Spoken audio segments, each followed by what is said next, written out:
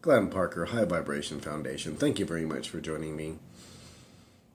So, this is sending. I tried an experiment, and it was based on a meditation by the founders to let go of fear by Daniel Scranton. And, it was $8.88. And check this out, and it was pretty cool.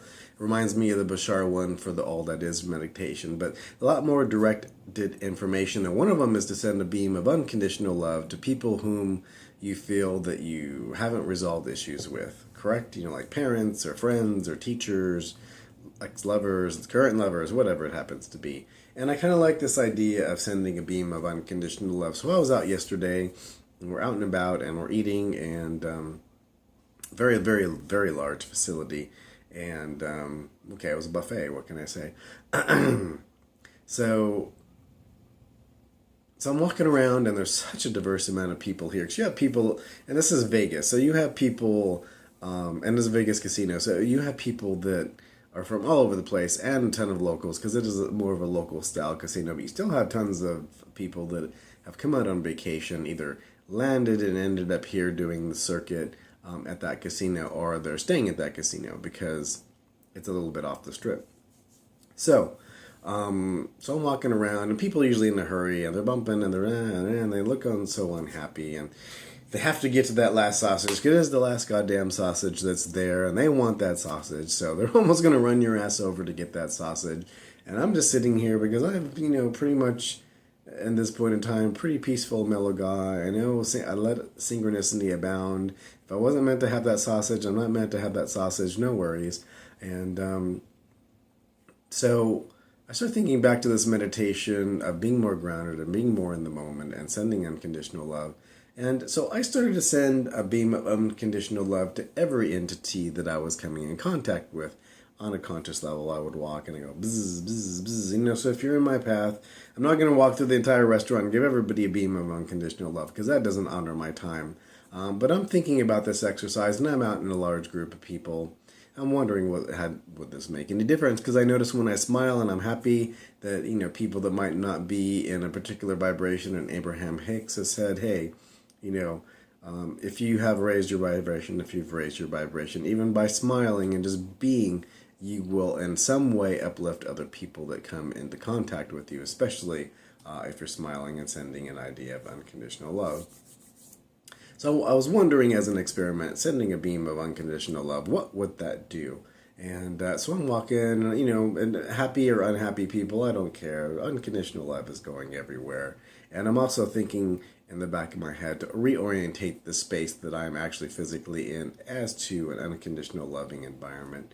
And, I got a lot of changes in reflections of people that I was talking to, and the people that I walked past. When they're talking to, I'm like, hey, somebody might cross my path, and I might say, excuse me, and send them a beam of unconditional love, because they're in a great hurry, and they recognize when I say excuse me, and they haven't, that they're like, oh, I'm being rude. Yeah, they might not say that back, but, you smile and say, oh, excuse me, and smile at them.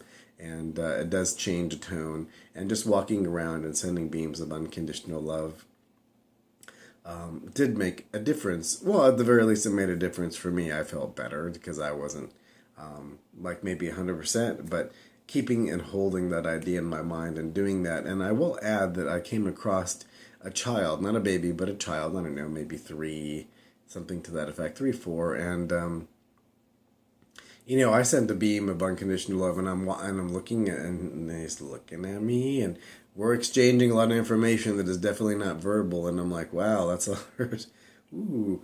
And sending a beam of unconditional love seemed to be a catalyst for getting that. So I think when you're doing that, you're exchanging a lot of codes with entities on higher levels as well. Other people that you might have agreements with, you're sending in information back and forth. So I just thought that was an interesting exercise. And that's some feedback from it. So some people I know say, well, I don't want to deplete all my energy, because I had mentioned to somebody, I don't want to deplete all my energy. Well, you have an infinite amount of energy. You are an infinite being in a timeless reality.